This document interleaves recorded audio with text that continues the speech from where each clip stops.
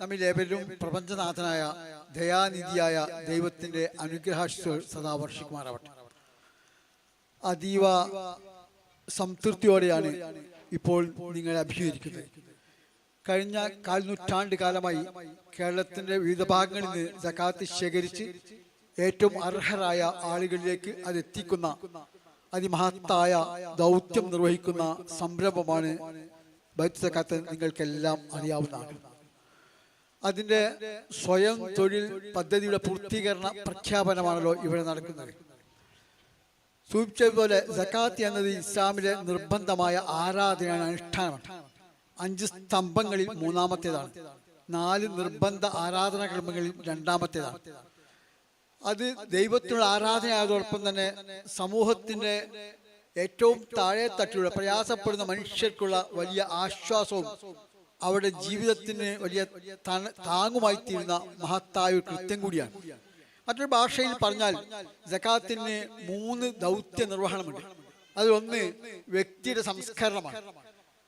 സമ്പത്തിനോടുള്ള മനുഷ്യന്റെ ആർത്തിക്കറുതി വരുത്തി സമ്പത്ത് തൻ്റേതാണെന്ന തെറ്റായ ധാരണയെ തിരുത്തി സമ്പത്ത് ദൈവത്തിൻ്റെതാണെന്നും അത് സമൂഹത്തിലെ ഏറ്റവും കഷ്ടപ്പെടുന്നവർ കൂടി അവകാശപ്പെട്ടതാണെന്നും എന്ന ബോധം വളർത്തിയെടുക്കുക എന്നത് ഇതിൻ്റെ ഏറ്റവും വലിയ ഒരു കാര്യമാണ്, ദൗത്യമാണ് നിർവഹിക്കുന്നത്. അതോടൊപ്പം തന്നെ ആർത്തിയോടൊപ്പം തന്നെ പിശുക്കിൽ നിന്നും ഇത് മനുഷ്യനെ മോചിപ്പിക്കുന്നു. എൻ്റെ വശമുള്ള സമ്പത്ത് എൻ്റേതാണെന്ന് ധാരണ തിരുത്തപ്പെടാത്തിടത്തോളം കാലം മനുഷ്യനെ സംബന്ധിച്ചിടത്തോളം അവൻ എപ്പോഴും സമൂഹത്തോടുള്ള ബാധ്യത നിർവഹിക്കുന്നതിൽ ഏറെ പിറകിലായിരിക്കും. അത് തിരുത്തുകയാണ് ഒന്നാമതായി ചെയ്യുന്നത്. രണ്ടാമത്തേത് സമ്പത്തിൻ്റെ ശുദ്ധീകരണമാണ്. മറ്റുള്ളവരുടെ അവകാശം നമ്മുടെ സമ്പത്തിൽ കലർന്നാൽ അത് മലിനമായിരിക്കും, അത് അശുദ്ധമായിരിക്കും. അത്തരം സമ്പത്ത് കഴിക്കുന്നവർ ഇസ്ലാമിന്റെ അടിസ്ഥാന ആദർശമായ തൗഹീദിന്, ഏകദൈവ വിശ്വാസത്തിന് വിരുദ്ധമായ ജീവിത രീതിയാണ് സ്വീകരിക്കുന്ന ഖുർആൻ 2 സ്ഥലത്ത് കൃത്യമായി പറഞ്ഞിട്ടുണ്ട്. അപ്പോൾ മറ്റുള്ളവരുടെ അവകാശം നമ്മുടെ സമ്പത്തിൽ കലർന്നാൽ ഹലാലും തൊയ്വും, ഹലാൽ എന്ന് പറഞ്ഞാൽ ഇപ്പൊ കേരളത്തിൽ നിങ്ങൾക്ക് അറിയാവുന്ന പോലെ ഒരു വിവാദം നടന്നുകൊണ്ട് ഏറെ ശ്രദ്ധേയമാണ്. അനുവദനീയമോ ഉത്തമമോ ആവുകയില്ല. അനുവദനീയവും ഉത്തമമാകണമെങ്കിൽ അതിൽ ആർക്കെല്ലാം അവകാശമുണ്ടോ അവരുടെ അവകാശമെല്ലാം നൽകേണ്ടതുണ്ട്. ഇപ്പൊ ഉത്തമമായ അനുവദനീയമായി തീരുക സമ്പത്ത് എന്നാണ് രണ്ടാമത്തെ കാര്യം. മൂന്നാമത്തെ അതിന്റെ സാമൂഹ്യ ബാധ്യത നിർവഹണമാണ്.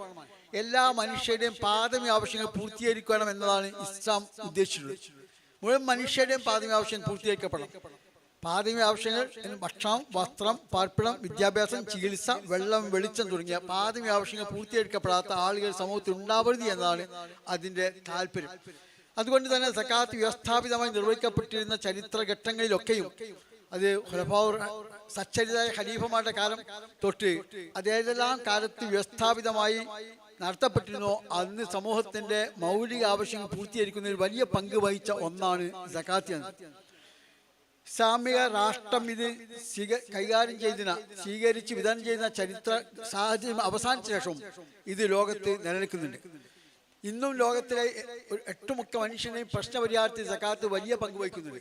ആഫ്രിക്കയിലെ ഏറെ പ്രയാസപ്പെടുന്ന, സോമാലിയ പോലെയുള്ള ഏറെ പ്രയാസപ്പെടുന്ന മനുഷ്യരുടെ പ്രശ്നപരിഹാരത്തിൽ വ്യത്യസ്ത നാടുകളിലെ സകാത്ത് വലിയ പങ്ക് വഹിക്കുന്നത്. ലോകത്ത് എവിടെയെല്ലാം പ്രയാസപ്പെടുന്ന മനുഷ്യരുണ്ടോ അവർക്ക് ഇന്നും ആശ്വാസം ലഭിക്കുന്നതിൽ, അവർക്ക് വലിയ ജീവിത വഴി ഒരുക്കി കൊടുക്കുന്നതിൽ സകാത്തിന് വലിയ പങ്കുണ്ട്. അമേരിക്കയിൽ വ്യവസ്ഥാപിതമായ സകാത്ത് സംഭരണ വിതരണ പദ്ധതിയുണ്ട്. UK യിലുണ്ട്. അതുപോലെ തന്നെ ഓസ്ട്രേലിയയിലുണ്ട്, ഫ്രാൻസിലുണ്ട്, ജർമ്മനിയിലുണ്ട്, ഇന്തോനേഷ്യയിലുണ്ട്. ഏതാണ്ട് അങ്ങനെ യൂറോപ്യൻ രാജ്യങ്ങളിലും അമേരിക്കയിലും ഉൾപ്പെടെ, അതോടൊപ്പം തന്നെ അറബ് മുസ്ലിം നാടുകളിലെല്ലാം അതുണ്ട്. ബൈത്തുൽ സകാത്ത് കുവൈത്തിലുണ്ട്, ഖത്തറിലുണ്ട്, അതുപോലെ ഒമാനിലുണ്ട്.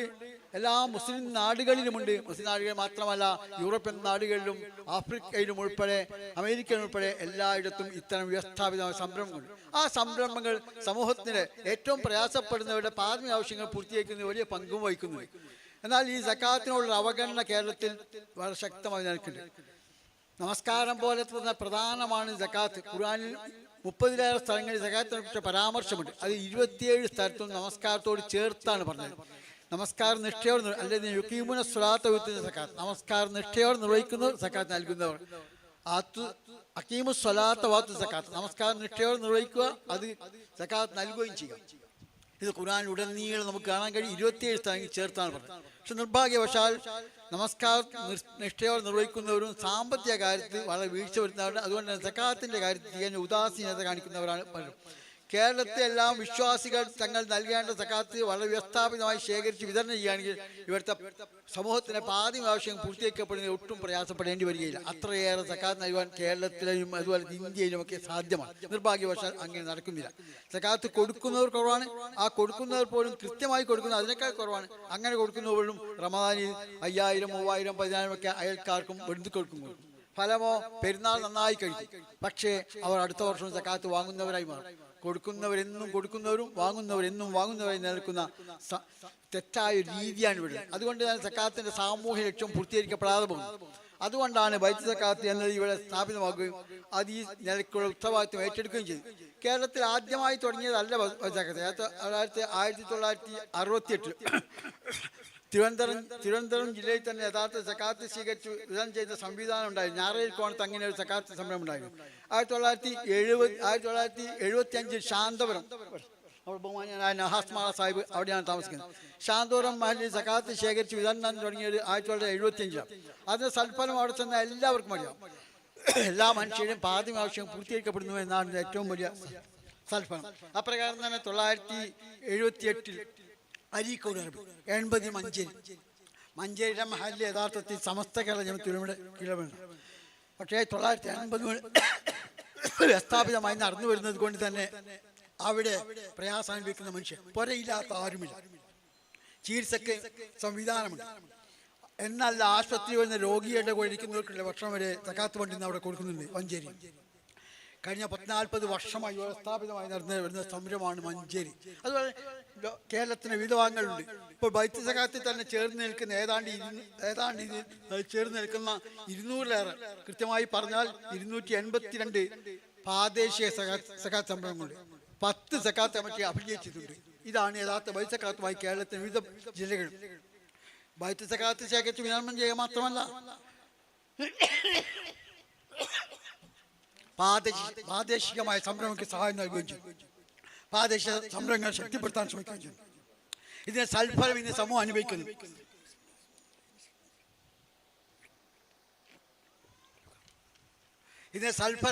നന്നായി അനുഭവിക്കുന്നു. കഴിഞ്ഞ 25 വർഷത്തിനകം 5570 വീടുകൾക്ക് ഭാഗ്യമായ പൂർണ്ണമായ സാധ്യത. അതുവഴി 30,000-ഓളം ആളുകൾക്കാണ് ജീവിതത്തിൽ വലിയ ആശ്വാസം നൽകി. മനുഷ്യന്റെ വളരെ മൗലികമായ ആവശ്യമല്ലേ വീട്? നിർഭയമായി സുരക്ഷിതമായി താമസിക്കാനുള്ള വീട്. വീട്ടിന് 4 പേരുണ്ടാവില്ല. ഒന്ന് മസ്കന, സമാധാനം നൽകുന്ന സ്ഥലം. മറ്റൊന്ന് ധാറാണ്, എല്ലാ കറക്കും അവസാനിക്കുന്ന വീട്ടിലാണ്. മൂന്നാമത്തെ ബൈത്താണ്, രാത്രി താമസിക്കുന്ന സ്ഥലം. 4-മത്തേത് മനസ്സിലാണ്, എല്ലാ ബുദ്ധിമുട്ടുകളും പ്രയാസങ്ങളും ഇറക്കി വെക്കുന്ന സ്ഥലം. ഇത്തരം കാര്യങ്ങൾ നിർവഹിക്കുന്ന ഒന്നാണ് സക്കാത്ത്. അതുവഴി ഏതാണ്ട് 5570 എന്ന് പറഞ്ഞാൽ 30,000-ഓളം വ്യക്തികൾക്ക് ശേഷം 5 പേര് കുടുംബത്തിന് 30,000 ആളുകളുടെ ആവശ്യപ്പെട്ടു പൂർത്തിയാൻ സഹായം ചെയ്തുകൊണ്ടിരിക്കുന്നു. അതുപോലെ തന്നെ സ്വയം തൊഴിൽ ഇതിനകം 2866 പേർക്ക് സ്വയം തൊഴിൽ പദ്ധതിയിലൂടെ ജീവിതാവശ്യങ്ങൾ പൂർത്തിയാക്കാൻ സഹായം ചെയ്തു കൊടുത്തിട്ടുണ്ട്.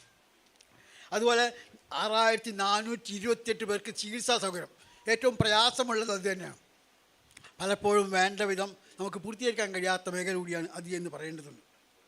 3433 പേർക്ക് സ്കോളർഷിപ്പ് നൽകി. ആ സ്കോളർഷിപ്പ് ലഭിച്ച പലരും ഇന്ന് സക്കാത്ത് നൽകുന്നവരായി മാറിയിട്ടുണ്ട്. അതുപോലെ തന്നെ സ്വയം തൊഴിൽ പദ്ധതി സഹായം നൽകിയ പലരും സക്കാത്ത് നൽകുന്നവരായി മാറിയിട്ടുണ്ട്. 2337 പേർക്ക് പെൻഷൻ നൽകുന്നുണ്ട്. 349 കുടിവെള്ള പദ്ധതിയുണ്ട്. അതോടൊപ്പം ഈ കഴിഞ്ഞ വർഷം, അതായത് 2024 മാത്രം 402 വീടുകൾക്ക് നിർമ്മിക്കാൻ ഭാഗികമായോ അല്ലെങ്കിൽ പൂർണ്ണമായ സഹായം നൽകി. 402 വീടുകൾ എന്ന് പറഞ്ഞാൽ ദിവസം ഒരു വീടിനേക്കാൾ കൂടുതലാണ്. ഈ വർഷം ഇപ്പോൾ ഞങ്ങൾ ഏറ്റവും അങ്ങേയറ്റ 348 വീടുകൾ കഴിഞ്ഞ ചൊവ്വാഴ്ചയോടുകൂടി ഈ വർഷവും പാസ്സാക്കി കഴിഞ്ഞു. അതുപോലെ തന്നെ 266 പേർക്ക് സ്വയം തൊഴിലുണ്ട്. അത് ഇവിടെ ഏറ്റവും കൂടുതൽ ഇവിടെ നൽകുന്ന സ്വയം തൊഴിൽ ഓട്ടോറിക്ഷയാണ്.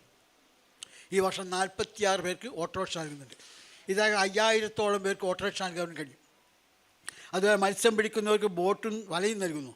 സ്ത്രീകൾക്ക് തയ്യൽ മെഷീൻ നൽകുന്നു, പശുവിനെ വളർത്താൻ നൽകുന്നു, ആട്ടും കൂടും ആടും നൽകുന്നു. ഇങ്ങനെ വിവിധ മേഖല സ്വയം പര്യാപ്തരാക്കുകയാണ് ചെയ്യുന്നത്. ഈ വർഷം പഠനത്തിന് യഥാർത്ഥ സഹായിക്കുന്നത് ചികിത്സയ്ക്ക് 1150 പേർക്ക് ഈ വർഷം 2024 മാത്രം ചികിത്സാ സഹായം നൽകിയിട്ടുണ്ടായി. ചില ആശുപത്രികളിൽ നമുക്ക് ടൈപ്പ് ഉണ്ട്. അതിൽപ്പെട്ട ഒന്ന്, ഏറ്റവും പ്രധാനപ്പെട്ട ഒന്ന് കോഴിക്കോട്ടെ ഇക്കറ ഹോസ്പിറ്റലാണ്, മറ്റൊന്ന് കൊല്ലത്തെ മെഡിസിറ്റിയാണ്. പിന്നെ അത്യപൂർവമായി ചിലപ്പോൾ അഷിഫയിലെ ഡോക്ടർക്കും ഇങ്ങനെ സഹായം നൽകാറുണ്ട്. അതെന്താ അർത്ഥം, 1/3 അവർ വഹിക്കും. 2 ഭാഗം മാത്രം പൈസക്കാർ നൽകിയാൽ മതി എന്നാണ് അതിൻ്റെ പ്രത്യേകത. അങ്ങനെ സ്വയം തൊഴിലിലും ചികിത്സയിലുമൊക്കെ വലിയ സഹായം നൽകുവാൻ കഴിയുന്നു. 295 പേർക്കാണ് ഈ വർഷം പഠന സഹായം നൽകുന്നത്.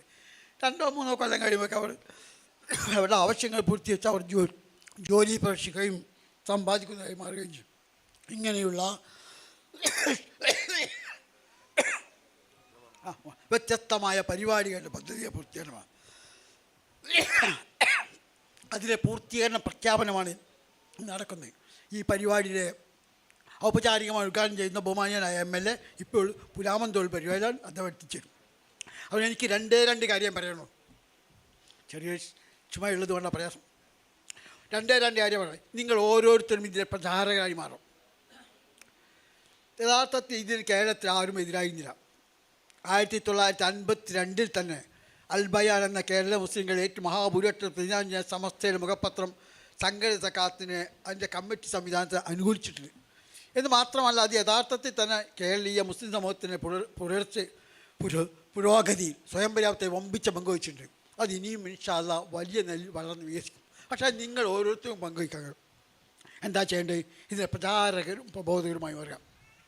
നിങ്ങൾ പറഞ്ഞ് ഒരാൾ സക്കാത്ത് നൽകിയാൽ അയാൾ നരകത്തിന് രക്ഷപ്പെടും, സ്വർഗ്ഗലബ്ധിക്ക് കാരണമാകും. അതുവഴി ഏറ്റവും കഷ്ടപ്പെടുന്ന, ഏറ്റവും പ്രയാസപ്പെടുന്ന മനുഷ്യർക്ക് വലിയ ആശ്വാസമാകും. നിങ്ങൾ ഓർത്ത് നോക്കൂ, ചികിത്സിക്കാൻ വകയില്ലാത്ത ക്യാൻസർ രോഗികൾ, കിഡ്നി രോഗികൾ, സ്ട്രോക്ക് വന്നവർ, ഹൃദ്രോഗം ബാധിച്ചവർ, നട്ടൻ ക്ഷതം ബാധിച്ചവർ, ഇങ്ങനെ വളരെ നിസ്സഹായരായ മനുഷ്യർക്ക് സഹായമാണ്. പഠിക്കാൻ നല്ല കഴിവുണ്ട്, പക്ഷേ പഠിക്കാനുള്ള സാമ്പത്തിക ശേഷിയില്ല. അവർക്ക് വലിയ ആശ്വാസമാണ്.